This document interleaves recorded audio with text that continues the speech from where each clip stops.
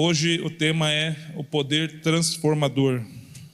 Quero compartilhar contigo Romanos, capítulo 1, versículo 16. Paulo, ele aconselha os romanos a fazer aquilo que algumas vezes nós, infelizmente, tropeçamos. Pois, de maneira alguma, como dizem outras versões, de maneira nenhuma, não me envergonho do Evangelho, porque é poder de Deus para a salvação de todo aquele que crê, primeiro do judeu e também do grego. Não me envergonho do Evangelho, porque é o poder de Deus para a salvação. Além da salvação, Cristo Jesus veio ao mundo para estabelecer o seu reino. Amém? Como o seu reino é espiritual, a autoridade e o poder que ele dá às pessoas, onde esse reino é inserido, também são espirituais. Essa autoridade, contudo, pode tocar em todas as áreas da nossa vida. Não apenas na área espiritual, mas em todas as áreas da nossa vida. E não apenas na nossa vida, mas em todas as esferas da sociedade. Onde nós nos movermos, esse poder pode tocar, pode alcançar. Infelizmente nós, grande maioria dos cristãos, vivemos sem fazer o uso devido deste poder. Como assim, Alex? Eu falo em línguas, glória a Deus. E uma igreja sem fluir no poder de Deus é apenas uma organização comum como qualquer outra. O Evangelho, ele não é uma mera filosofia de vida. O Evangelho, ele não é mais uma religião. O Evangelho não é uma entre muitas escolhas a se seguir. Eu vou ver se o Evangelho é bom. Segundo a história, diz que Mahatma Gandhi, se você conhece, um grande líder indiano, das figuras globais, é um dos 3 nomes mais conhecidos. Quando ele está na África, ele cogita a possibilidade de se entregar a Cristo. Só que ele se decepciona com algumas coisas, e geralmente se decepciona com os que carregam a palavra do poder da transformação.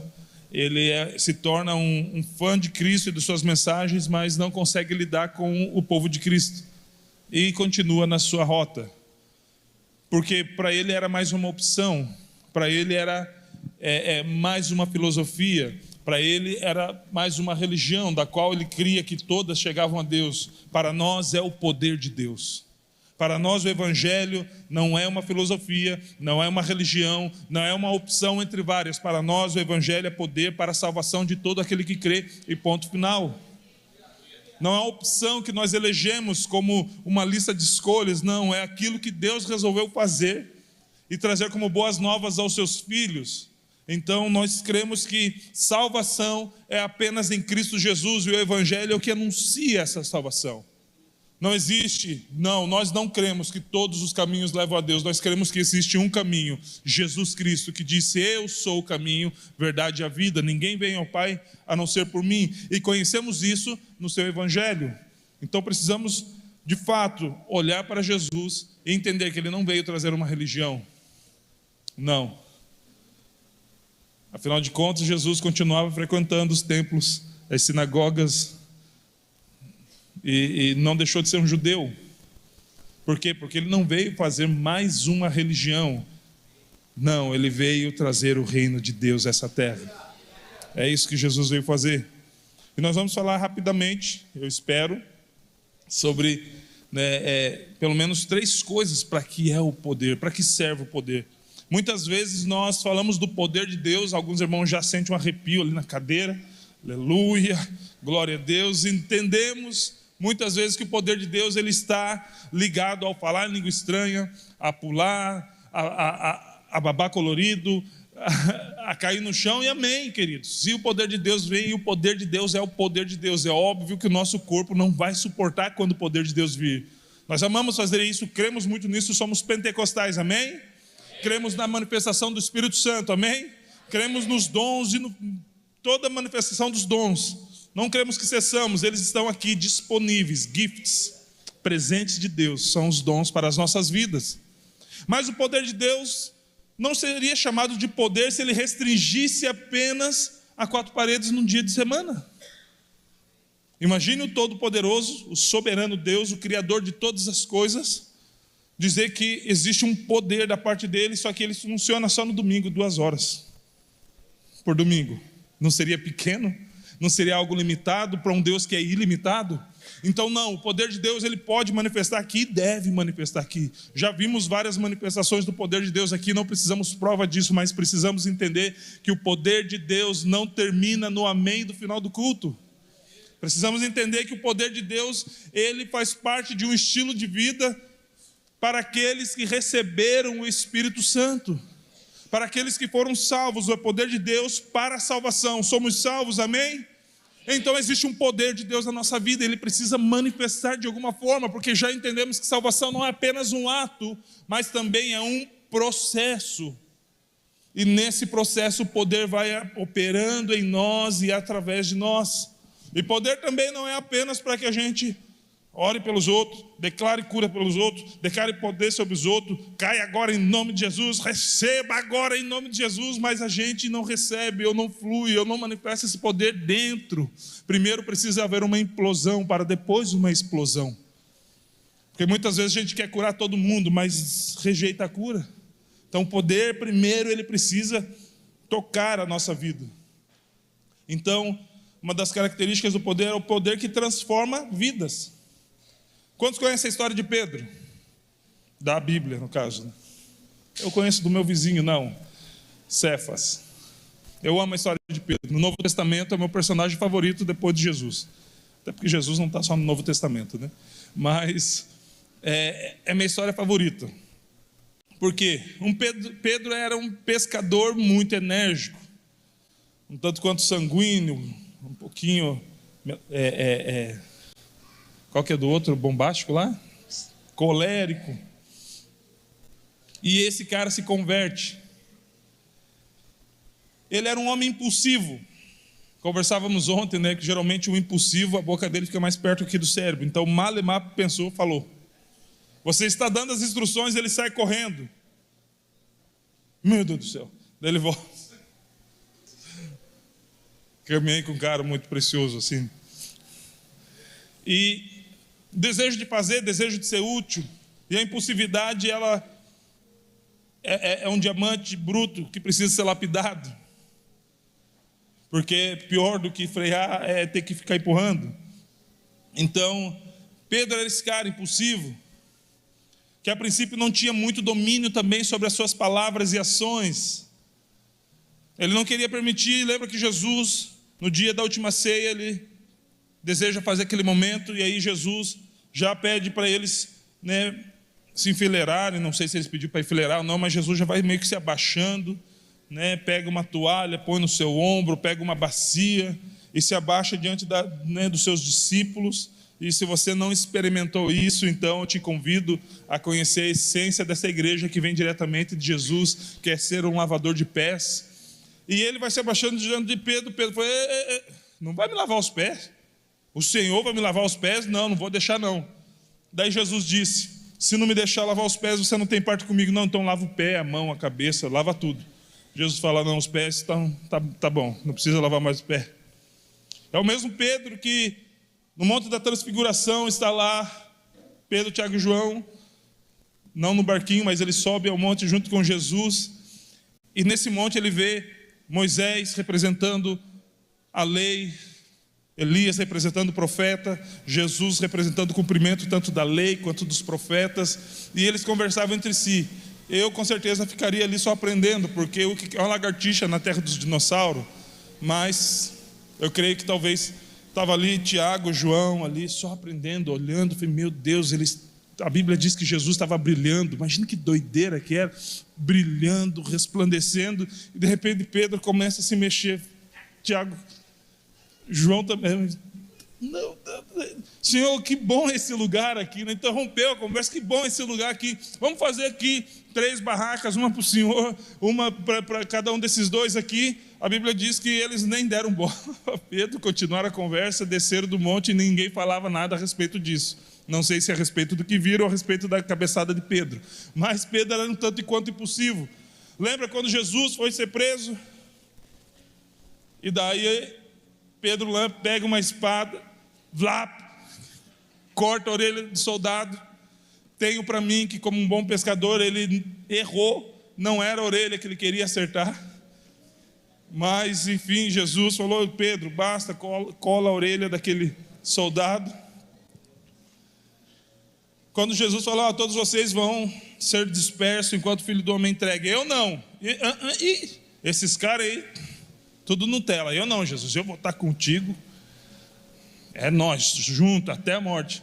Pedro, o diabo pediu para ser andar com você, com a sua vida eu não deixei. Não vou te deixar, Senhor, ainda que todos se deixem.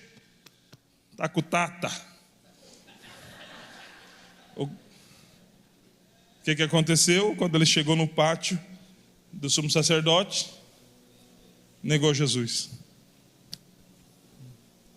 Estava falando hoje para um jovem: não se comprometa com nada que você não consiga ir até o final. Conselho de casamento.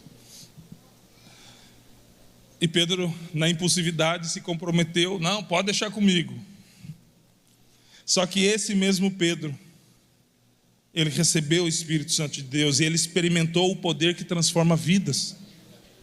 Esse mesmo Pedro, juntamente com seus irmãos, os discípulos de Jesus, após Jesus ser assunto aos céus, Jesus fala: ficar em Jerusalém até que do alto seja revestido de poder.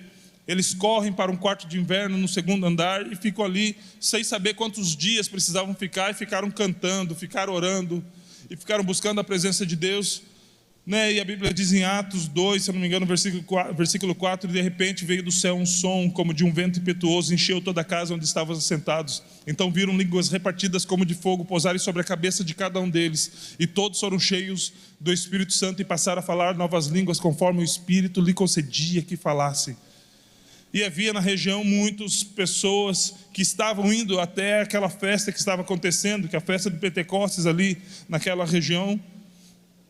E pessoas de vários idiomas, e eles falaram: meu Deus, não são todos galileus que estão aí dentro, como nós ouvimos falar na nossa língua materna, na nossa língua de origem. E outros começaram a criticar: meu Deus, 3 horas da tarde, esses homens tudo bêbado, gritando que nem uns doidos aí dentro. E daí, aquele que era impulsivo, aquele que falava o que dava na telha, aquele que não ouvia as instruções direito e já saía falando, se levanta entre eles e fala: varões, irmãos, né, esses homens não estão bêbados conforme vocês estão falando, já sendo a hora do dia, a 3ª hora do dia. E ele começa a falar, e entramos em Atos capítulo 2, versículo 14. Então se levantou Pedro com os 11 e, erguendo a voz, advertiu-os nesses termos: varões judeus e todos os habitantes de Jerusalém, tomai conhecimento disto e atentai nas minhas palavras. Um cara que estava tropeçando direto na própria perna, estava experimentando um poder que transforma vidas. Alguém que talvez no nosso meio a gente falaria: não, é muito bom que ele continue na igreja, mas não vai dar muita coisa, porque só dá pedrada. Mas ele entendeu que o poder transformador age primeiro, precisa agir primeiro em nós.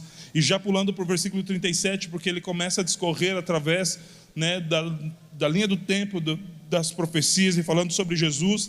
E versículo 37 diz: ouvindo aquela multidão, ouvindo ele essas coisas, compungiu-se-lhes o coração, e perguntaram a Pedro e aos demais apóstolos: que faremos, irmãos?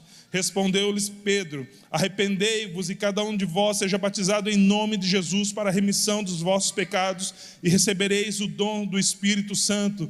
Pedro passou a dar aquilo que ele tinha recebido. Pedro começou a ministrar aquilo que ele tinha recebido. Pedro pôde pregar e ministrar salvação e transformação, porque era o poder transformador que já estava agindo na vida dele, indiferente das suas peculiaridades que identificavam ele como pessoa. Ele tinha entregado a vida dele a Jesus e experimentou um poder transformador que muda vidas, um poder que transforma vidas. É primeiro em nós, querido, é primeiro em nossa vida.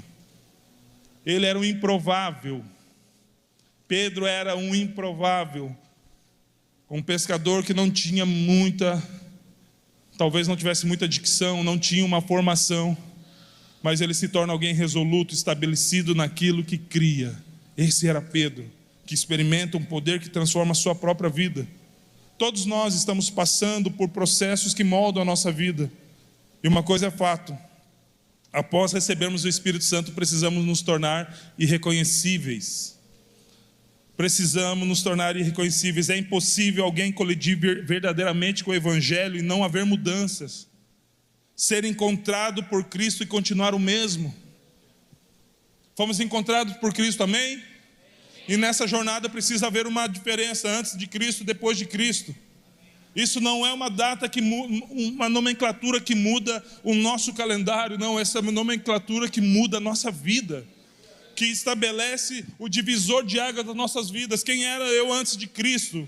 Um contraventor, prostituto, que não ligava para ninguém, destruía o consentimento das pessoas.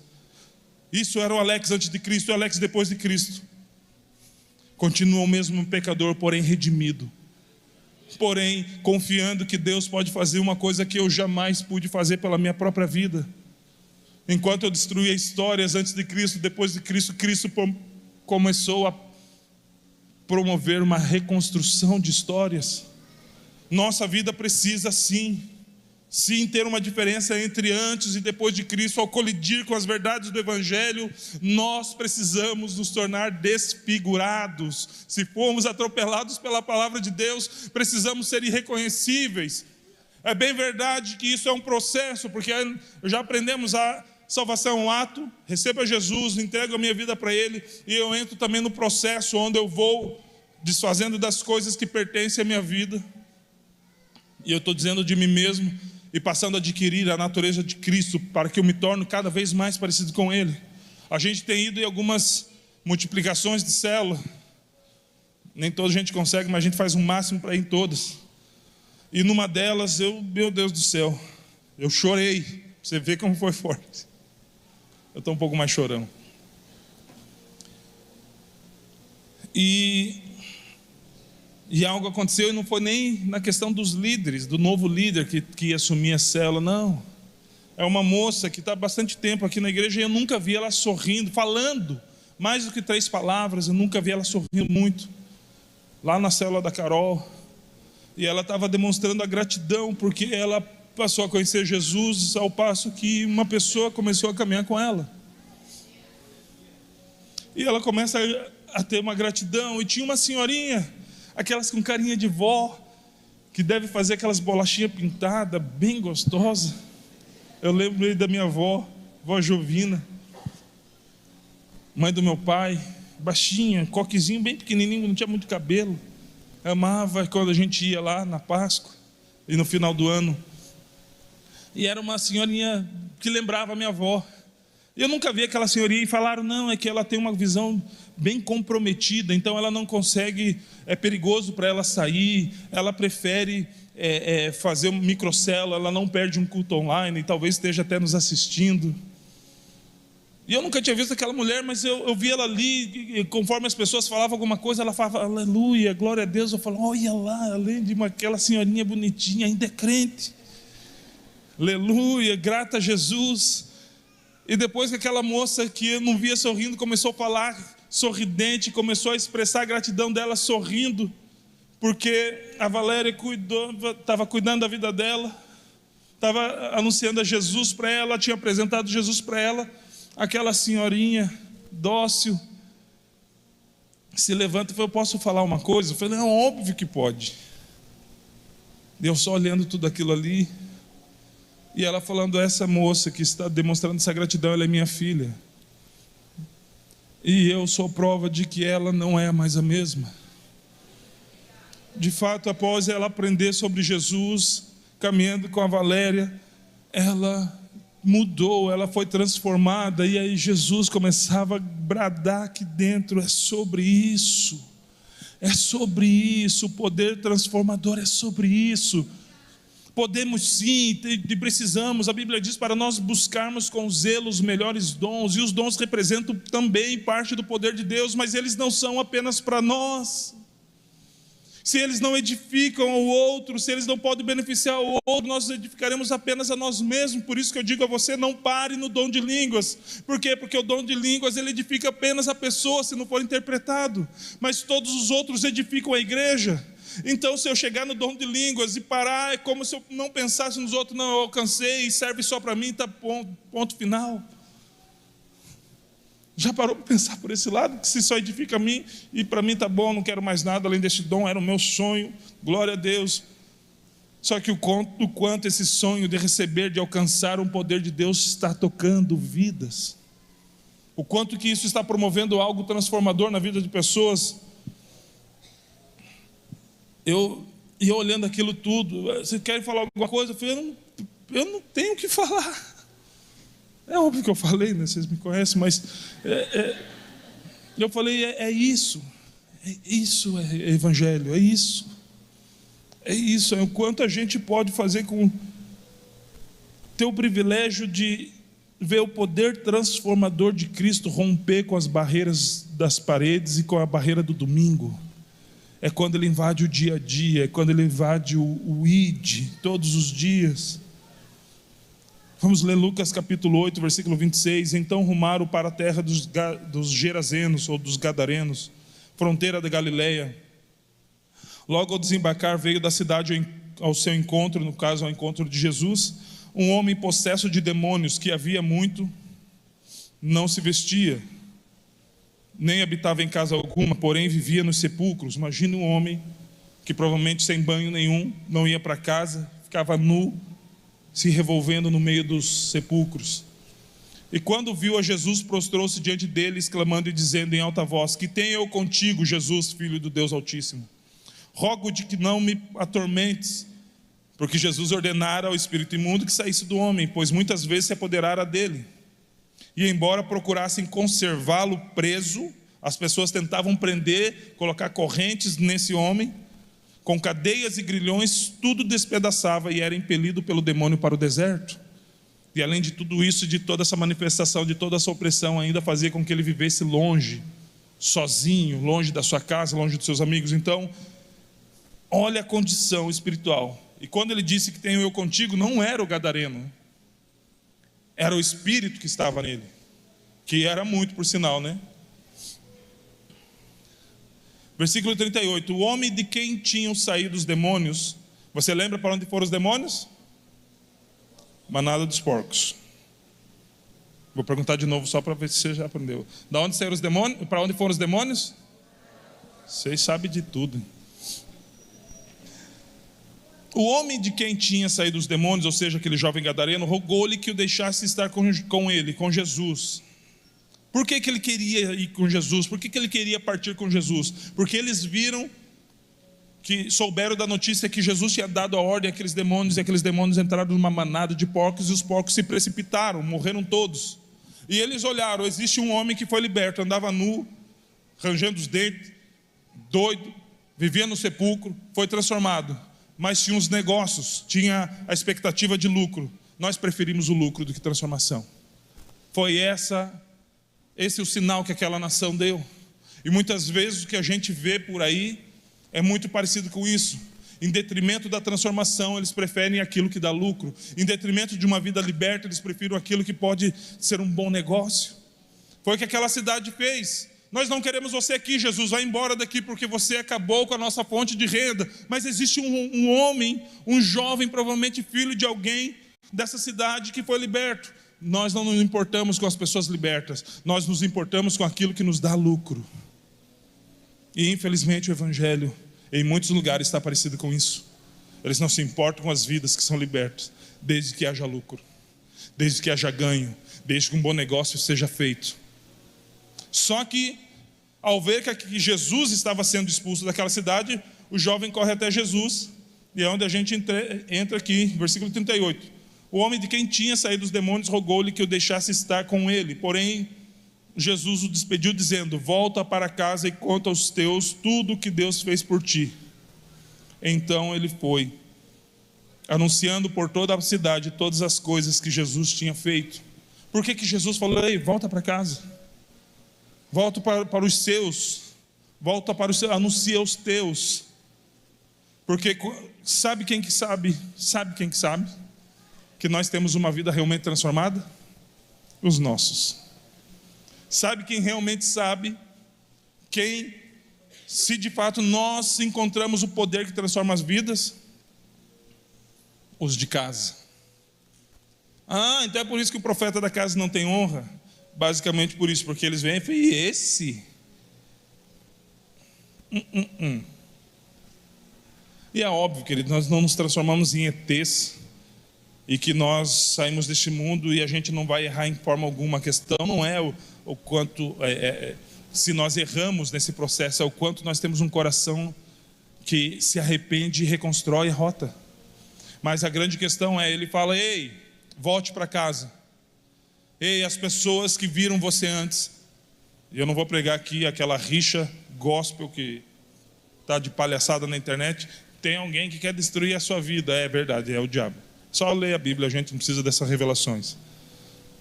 Não é isso que eu estou falando. Mas quando Jesus fala para ele voltar para casa, é que o poder transformador da sua vida contagia as outras pessoas, a começar na sua casa.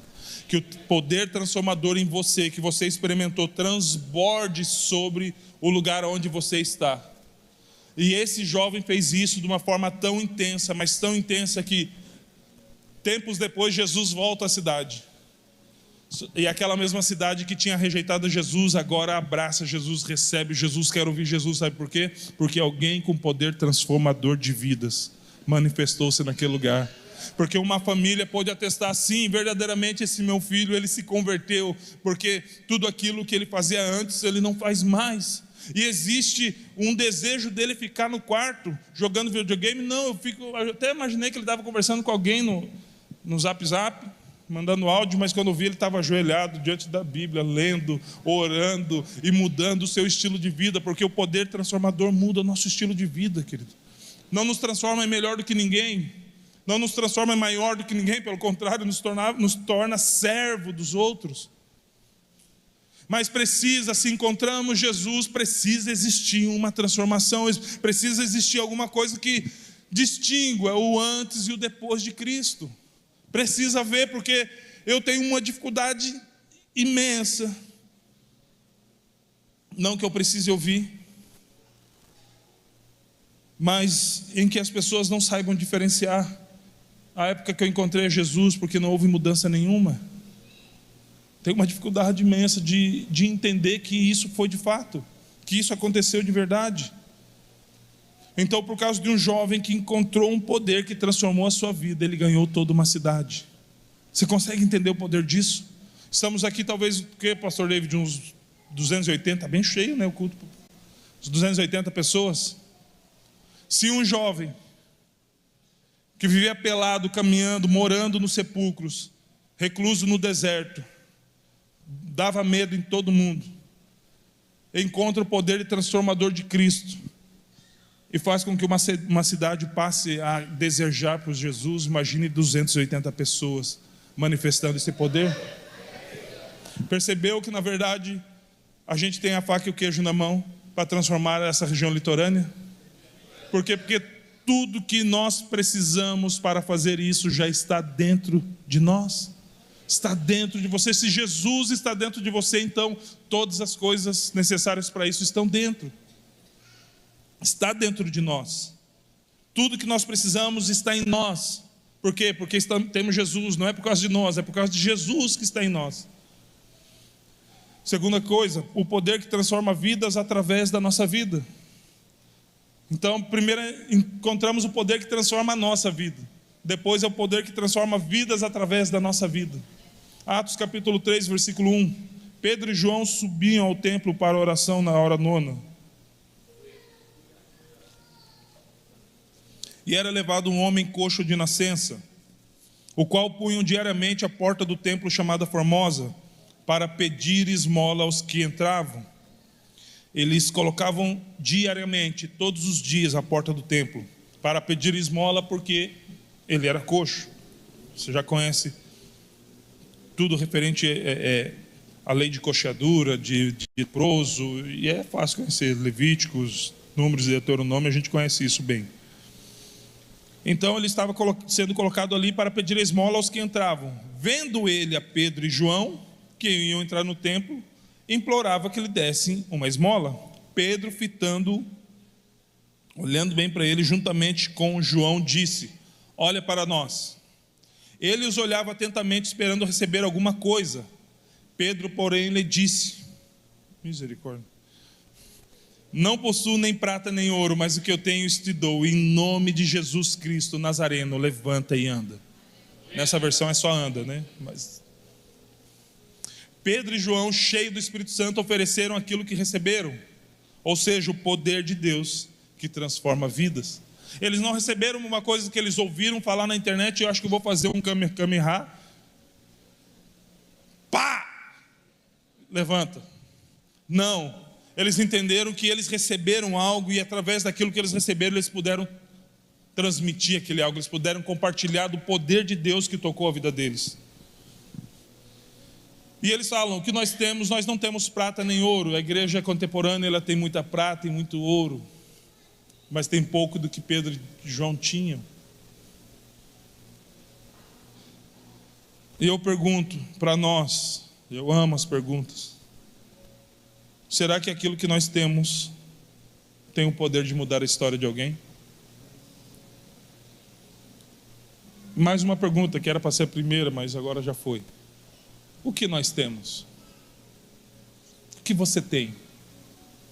Que se alguém lhe pedir, pode fazer alguma coisa diferente na vida dele? Eu fiz uma ilustração aqui um dia de um elefante, um dos maiores animais, na verdade, o reino animal dos que estão vivos, pelo menos, é o maior e mais forte. Mas já viu como ele é preso no circo? Uma argolinha no pé, porque ele foi convencido através de adestramento e outras coisas que ele é limitado àquela argola. Então ele não consegue exercer o poder da sua força, porque ele aprendeu através de um ensino limitador que tudo que ele tem está preso através daquela argola.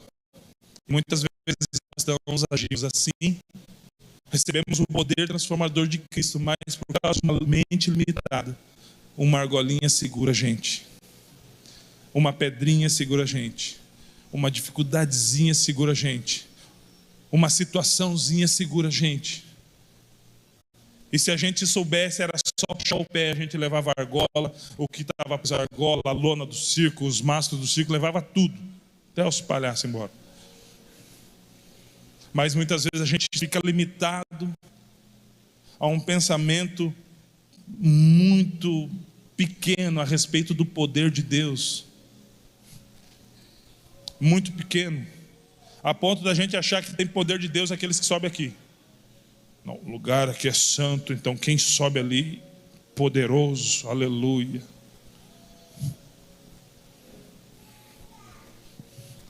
Fomos transformados para transformar, curados para curar. Jesus chegou até nós através de alguém. Agora nós somos um alguém que precisa levar Jesus até um outro. É só isso, querido.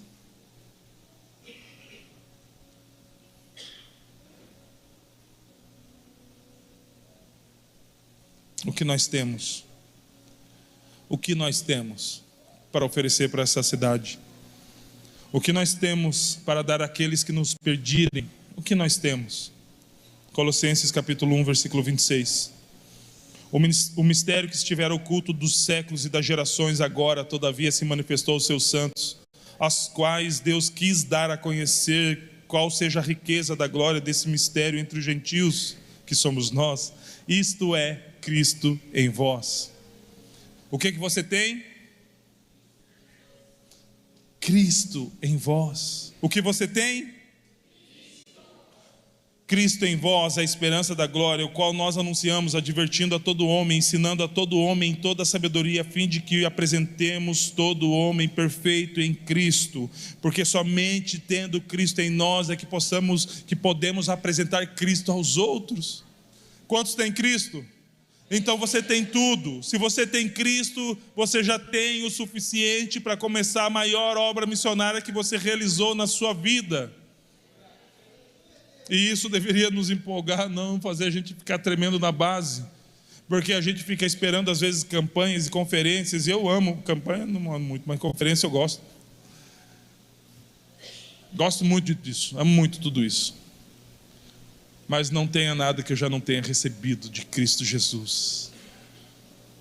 Eu posso aprender uma revelação nova, posso aprender um ensino novo, posso aprender uma palavra que eu nunca ouvi numa conferência assim.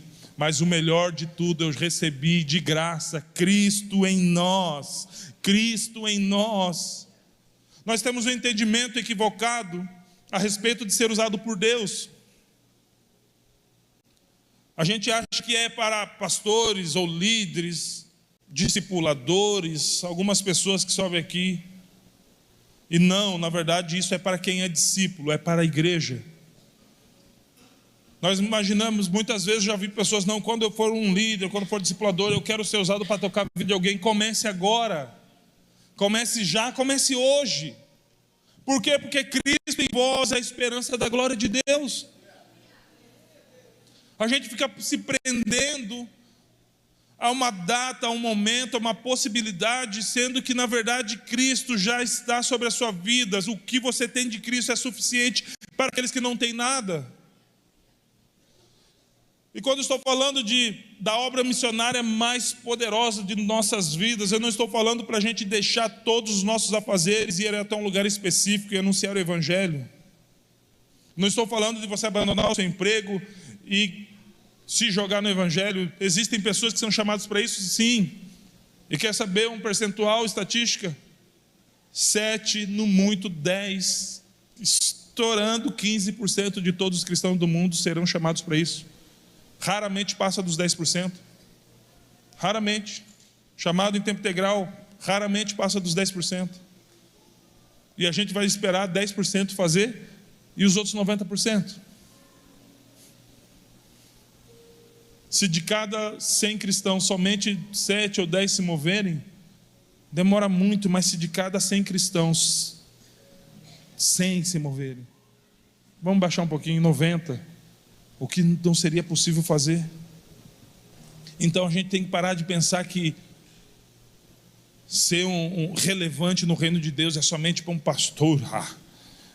Não, eu nunca preguei lá em cima. Foi quem disse que aqui é o lugar de maior audiência que existe.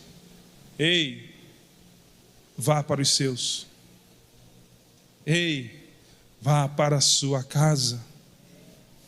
Ei, transborde Jesus sobre a vida de uma vida.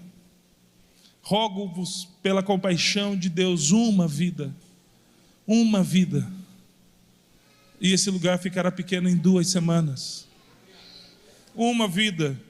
E os números serão drasticamente reduzidos em uso de drogas, prostituição, gravidez na adolescência e muitos outros números que só crescem. Uma vida. Apenas uma vida. E nós vamos arranjar um problemão. Santo, mas um problemão. Obrigado.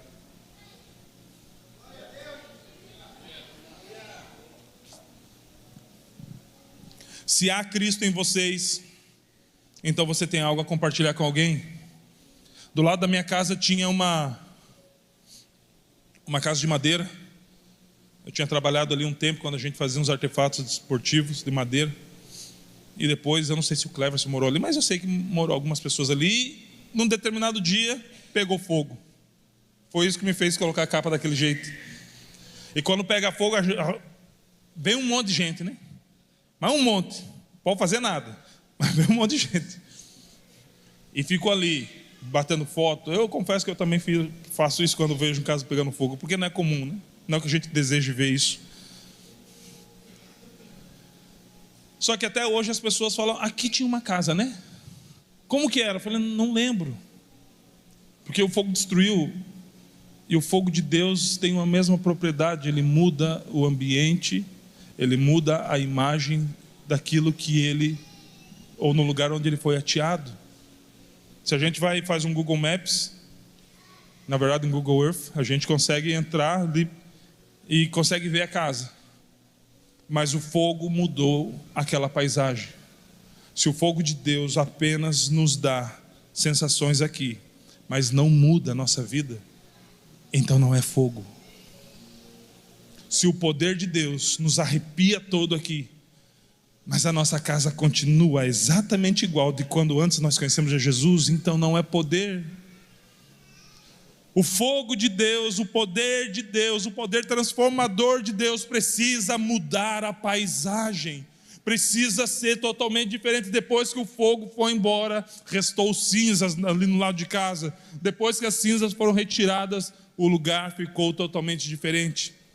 Ficou inabitável, porque não tinha uma casa. Quer que os demônios parem de habitar nas áreas da sua vida? Ateie fogo.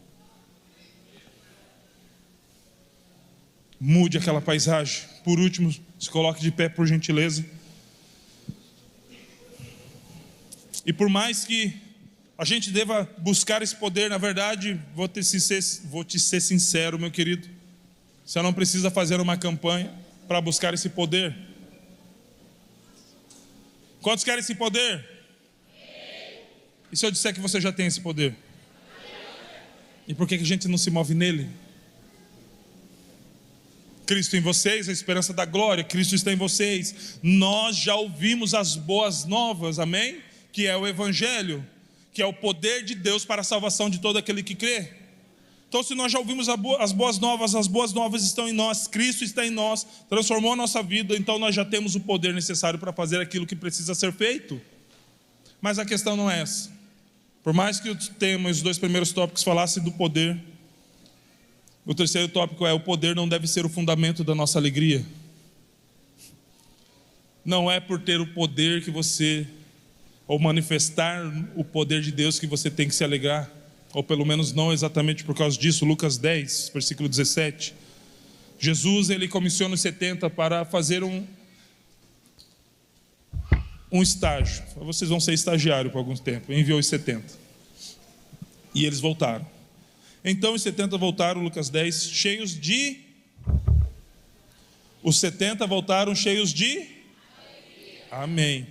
E olha o que eles disseram: Senhor, em seu nome os próprios demônios se submetem a nós. A gente vai lá, sai! Assustou, não? Balançou o telão, né? E eles saem. Essa parte é a adaptação Alexander da Costa. Sai em nome de Jesus, colocando a voz mais imponente, ou falando um pouquinho mais fino. Mas e sai, porque não é a nossa voz, mas no seu nome eles nos submetem. No seu nome doenças vão embora, porque existem doenças que são espirituais, são na verdade não creio nenhuma que seja de Deus, né? Então no seu nome os demônios submetem a nós. Jesus estava todo felizão. Quantos demônios você expulsou? Rosnou muito? Eu quero minha folha. Não é demônio aqui lá, querido. Isso é só para quem manda stories, direct. Eles obedecem a gente. Uau, olha como é bom ser usado pelo poder de Deus. Foram meio assim, né? Será que vai acontecer? Na hora que voltaram, não parte para ninguém. Jesus é o cara. Repreendemos, eles saíram, não ficou um em pé. Não baixou, não subiu ninguém. Expulsamos todo mundo. Jesus é muito bom. Não, é muito bom. Se fosse mineiro, Jesus lhes disse: eu via Satanás caindo do céu como um relâmpago. Eis que eu dei a vocês autoridade, ou seja, poder, para pisar em cobras e escorpiões e sobre todo o poder do inimigo, e nada absolutamente lhes causará dano. No entanto, porém, todavia, alegrem-se, mas não porque o Espírito se submete a vocês, e sim porque o nome de cada um de vocês está registrado nos céus. A gente quer fazer muita coisa, às vezes quando a gente não consegue fazer, a gente fica triste. A nossa alegria precisa ser com base na nossa salvação, querido.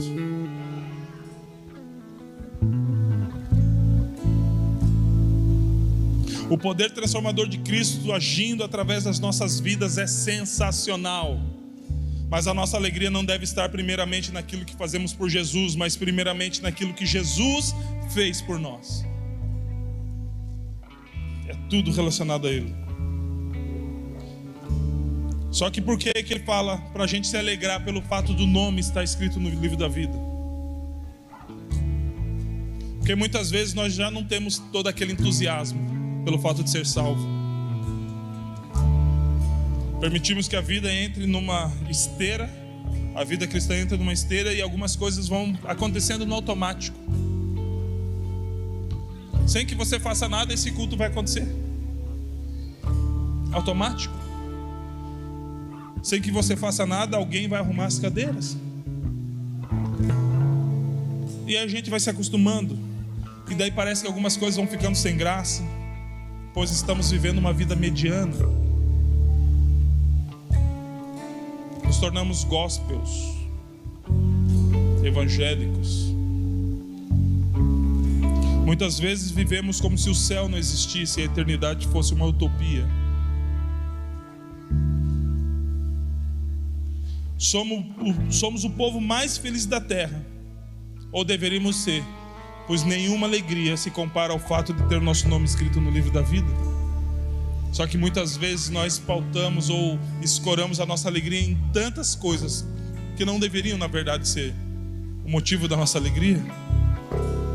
O salmista Davi, quando já era rei, perde a maior e única batalha de sua vida. Ele perde para si mesmo. Davi, numa época de primavera, era para sair às guerras, ele não sai, talvez porque ele já entrou no automático. A alegria de carregar a bandeira em nome de Yahvé talvez estivesse diminuindo. O brilho nos olhos talvez estivesse sumindo. E ele falou: vão vocês, eu sei que a gente vai ganhar. Eu sou o homem segundo o coração de Deus, então vai dar tudo certo. Vão vocês, eu vou ficar aqui no palácio. E ficando no palácio, ele passeia, olha Betseba, ou Batseba, chama ela, se deita. Você conhece muito bem a história, esposa de Urias. Ela avisa tempo depois: eu sou grávida do Senhor. Davi forja uma situação para que o marido dela, Urias, seja tido como o pai da criança. Ele se encontra com alguém fiel e leal. Ele fala: eu não vou para minha casa enquanto os meus irmãos estão em guerra e meu rei está aqui. É tempo de guerra, é tempo de vigilância. Eu vou dormir na porta do rei que pegou a minha mulher e engravidou ela. Davi fica sabendo que ele desobedeceu a ordem do rei por fidelidade e lealdade. Ele falou: então beleza, já que esse jeitinho não deu, vamos dar outro jeitinho. Leva essa carta para Joabe. Joabe olha a carta, coloca Urias na frente de guerra e se retire com todo o exército de trás dele. O exército inimigo veio e matou Urias. Davi, agora se passando como um bom homem, um bom religioso: eu vou fazer uma boa ação. A mulher desse soldado tão fiel, grávida, e ele morreu, deixou ela com a criança. Eu vou adotar essa criança e vou tomar essa mulher por minha mulher quando passar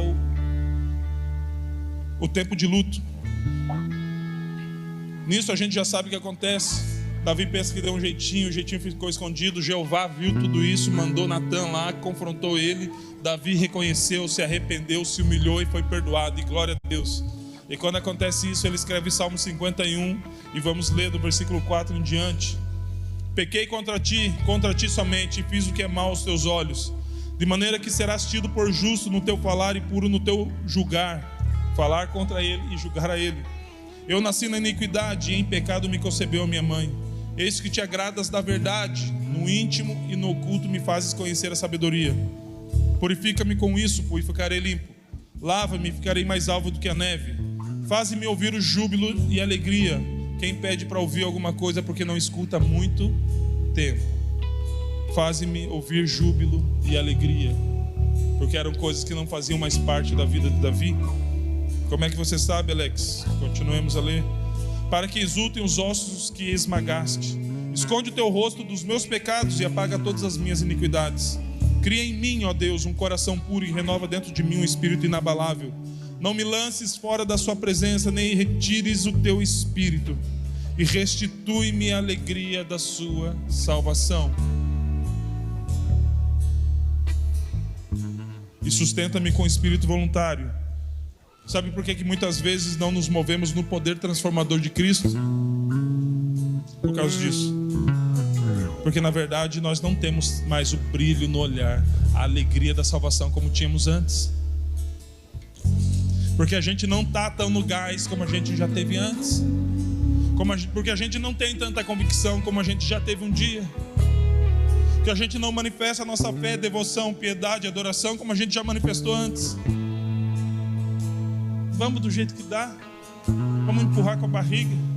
Vamos, tá no automático, uma hora, deixa o tempo resolver. O tempo não resolve coisas. Atitude e posicionamento resolve, o tempo não. Se a gente deixa o tempo resolver as coisas, o tempo vai nos empurrar para longe de Deus. A nossa vida é como uma esteira que a gente anda contra ela. Se a gente parar, ela vai nos levar para longe, querido.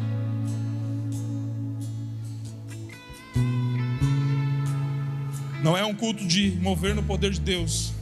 É um culto da gente entender que muitas vezes nós não nos movemos no poder de Deus porque a gente entrou no automático na nossa vida cristã. Porque a gente não está mais muito afim de preparar aquele banquete para a gente se sentar com Jesus. E a gente está com o miojo na água 3 minutos e está pronto. Jesus é o que tem para hoje. Era o que estava acontecendo com Davi. E se nós não cuidarmos, pode acontecer conosco. Davi era rei, tinha o título de homem segundo o coração de Deus, mas tinha perdido a alegria da salvação. O brilho nos olhos por ver a face do seu Senhor tinha ido embora. A aliança que ele tinha feito com Deus estava já um pouco fosca. E Jesus nessa noite ele quer dar uma polida nela, voltar a brilhar, renovar, restaurar isso. João 15, 10 e 11. Se vocês guardarem os meus mandamentos, permanecerão no meu amor, assim como também eu tenho guardado os mandamentos de meu Pai, e no seu amor permaneço. Tenho-lhe dito essas coisas para que a minha alegria esteja em vocês e a alegria de vocês seja completa. Eu quero orar contigo. Temos alguns minutos ainda. E é sobre isso, querido. Sobre quão fervorosos nós conseguimos nos manter mesmo tendo passado bastante tempo. É sobre como eu preciso me mover no sobrenatural, no poder do sobrenatural, mas na verdade eu já nem creio muito. Só que você está no lugar certo.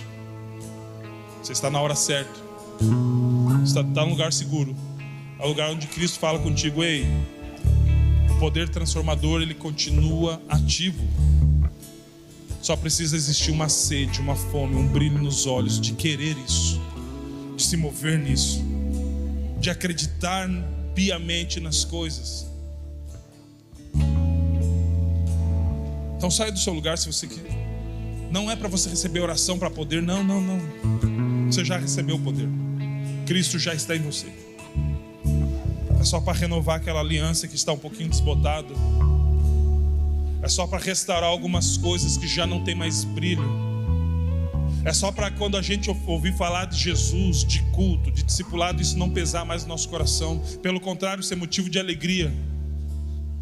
O que o salmista Davi disse? Alegrei-me quando me disseram, vamos à casa do Senhor. Ei, se as coisas do Senhor não nos provocam tanto alegria mais, então nós precisamos renovar isso tudo. Porque se a gente esperar o tempo resolver essas coisas, querido, vai ficar mais difícil depois, o caminho fica mais longo para voltar. Então vamos aproveitar que hoje é o tempo que Deus está nos chamando para renovar isso no nosso coração, renovar isso na nossa vida. Da gente pedir, como disse o salmista Davi, Senhor, devolve minha alegria, não retire de mim o seu Espírito Santo, renova em mim, Pai amado, o seu propósito, a sua aliança. Eu quero te amar como eu já te amei antes, Pai. Eu quero crer nas palavras que eu digo às outras pessoas, porque muitas vezes nós pregamos o sobrenatural e cremos em metade daquilo que nós pregamos.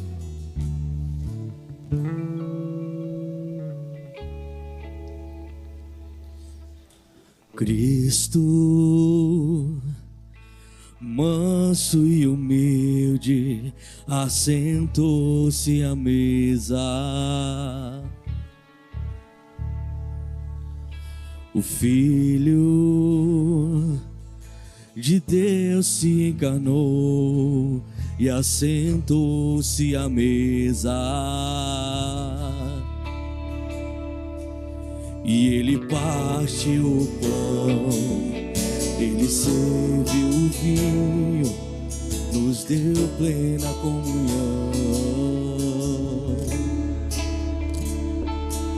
E o véu se rasgou, desde um vivo caminho temos plena comunhão.